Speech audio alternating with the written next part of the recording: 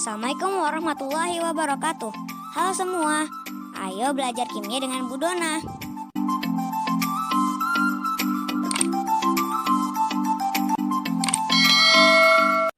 Pada kesempatan ini kita akan membahas materi kimia kelas 12 semester 2, yaitu mengenai senyawa turunan alkana atau yang disebut juga dengan gugus fungsi. Oke, kita lihat dari judulnya itu adalah senyawa turunan alkana. Artinya ini berasal dari senyawa alkana yang sudah kita pelajari di kelas 11. Ya. Alkana masih ingat memiliki rumus molekul apa? Jadi kita bahas dulu mengenai alkana, sedikit mengenai alkana. Alkana mempunyai rumus molekul apa? Ya, yaitu CnH2n plus 2. Contoh paling sederhana yaitu CH4. Namanya adalah metana. Nah, kemudian yang harus kita ingat lagi adalah mengenai rantai karbon. Ingat, pada rantai karbon dia memiliki bisa berbentuk rantai lurus, bisa juga membentuk rantai bercabang. Sekarang kita akan mencoba menuliskan alkana dengan rantai lurus. Untuk melengkapi senyawa alkana ini, kalian harus ingat bahwa satu atom C memiliki 4 tangan atau memiliki 4 ikatan. Bisa berikatan dengan sesama H, bisa berikatan dengan sesama C, juga bisa berikatan dengan atom H. Nah, sekarang misalkan ini rantai karbonnya, kita lihat C pertama. Ini Ibu mengingatkan kembali sebelum kita masuk ke gugus fungsi. C pertama, tangannya baru ada 1, ini dia. Berarti ingat, satu atom C memiliki 4 tangan. Itu kekhasan atom karbon. Jadi baru ada 1 tangan, berarti 4, sisanya 3 lagi itu adalah untuk H. Berarti ini CH3. C kedua sudah ada 2 tangan, berarti sisanya adalah 2 lagi untuk H, CH2. Ini juga CH2, ya kan? Ini 2 juga CH2, ini CH3. Jadi Ibu mengingatkan kembali agar kalian bisa menuliskan rantai karbon. Ini untuk rantai lurus, ya kan? Rantai lurus. Sekarang bagaimana kalau kita buat rantai bercabang? Ibu masih membuat struktur atom C-nya saja. Nanti kalian belajar melengkapinya dengan atom H-nya. Mana? Ini dia. C pertama, ini lihat tangannya baru ada 1 tangan, berarti 3 lagi adalah untuk si H. C yang kedua, ini sudah ada berapa tangan kalian lihat?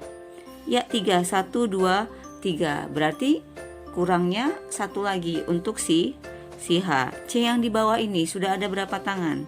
1, ini dia. CH, berarti 3-nya lagi adalah untuk H. Begitu juga ini. Lihat tangan-tangan, maksudnya ikatan C-nya ya. Ini sudah ada berapa tangan? 2, berarti kurang 2 lagi untuk si H. Kemudian ini sudah ada berapa tangan C yang ini?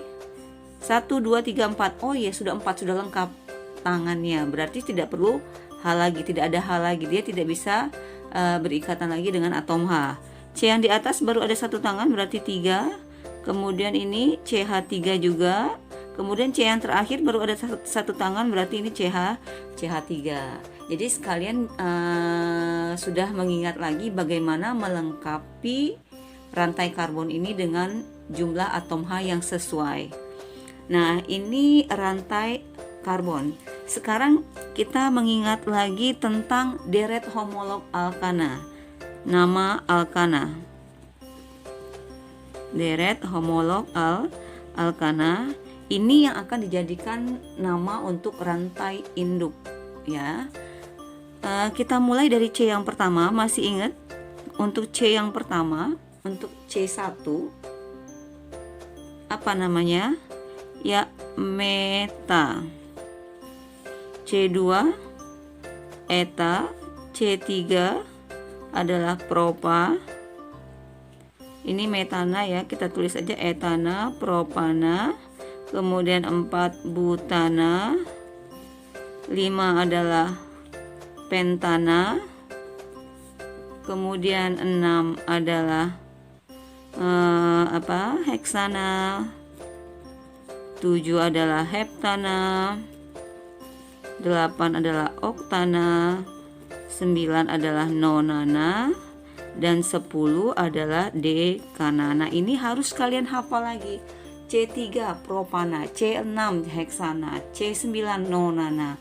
Karena nama ini akan menjadi dasar dalam pemberian nama untuk senyawa gugus fungsi yang akan kita pelajari. Nanti tinggal mengganti akhirnya, misalnya untuk gugus fungsi alkohol berarti akhiran ol rantai induknya, jadi metana jadi metanol. Aldehid itu akhirannya al, berarti nanti butana menjadi butanal. Jadi kalian harus hafal kembali deret homolog dari alkana ini. Sekarang kita lihat apa itu senyawa turunan alkana. Ibu ambil contohnya adalah senyawa alkana propana. Rumus molekulnya adalah propana, ingat C-nya 3 yaitu C3H8. Ibu gambarkan rumus strukturnya, kemudian kita reaksikan dengan H2O. Ibu buat di bawahnya, ibu jabarkan H3 ini, ibu buat ikatannya CH3, CH2 hanya 3, atas bawah ini dia. Kemudian ditambah H2O. Ini dia. Nah, jika salah satu atom H dari propana ini digantikan oleh gugus OH dari H2O, maka nanti senyawa yang dihasilkan itu akan mempunyai sifat yang berbeda dengan senyawa asalnya, yaitu propana. Ya, ini kalau kita buat hasil reaksinya, OH-nya menggantikan H. Jadi ini jadinya ya CH3, CH2, CH2, OH plus H2.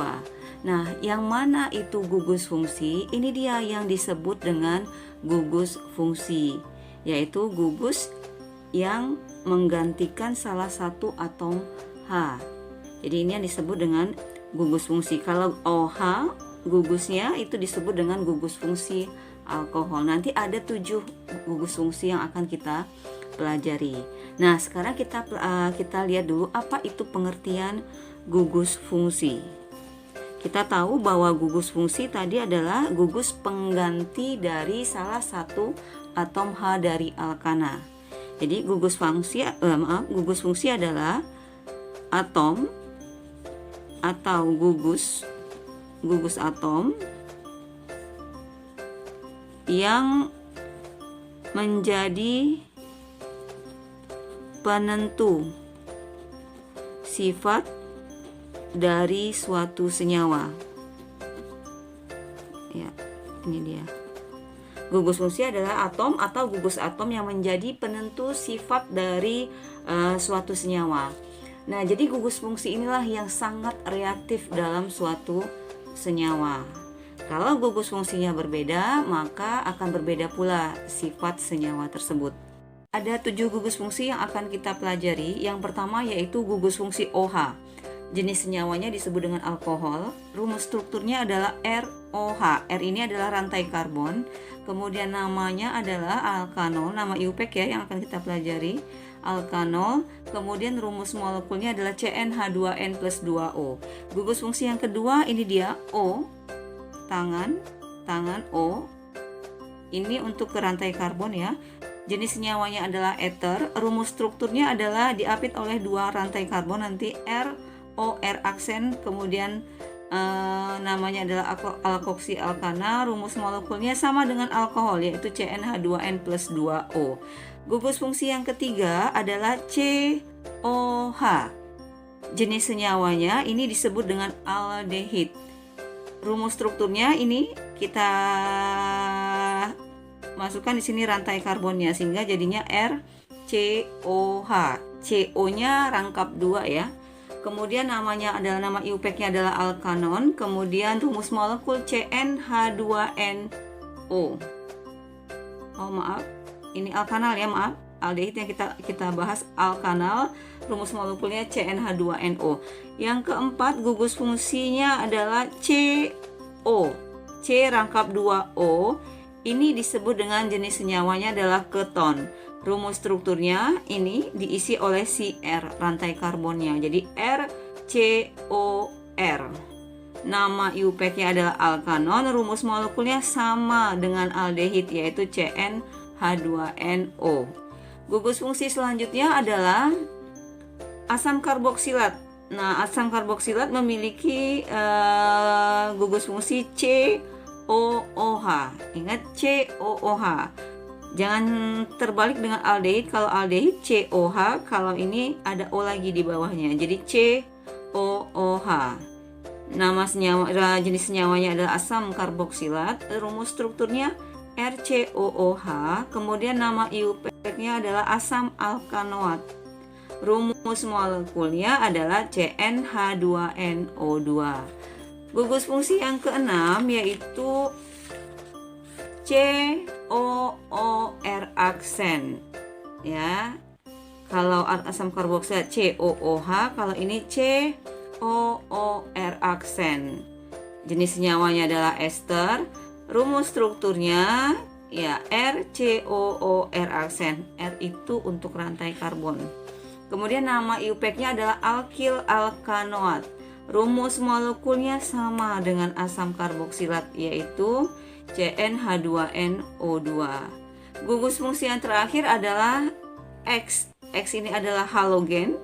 Halogen siapa saja, bisa F, Cl, Br, I ya. Nama jenis senyawanya adalah haloalkana.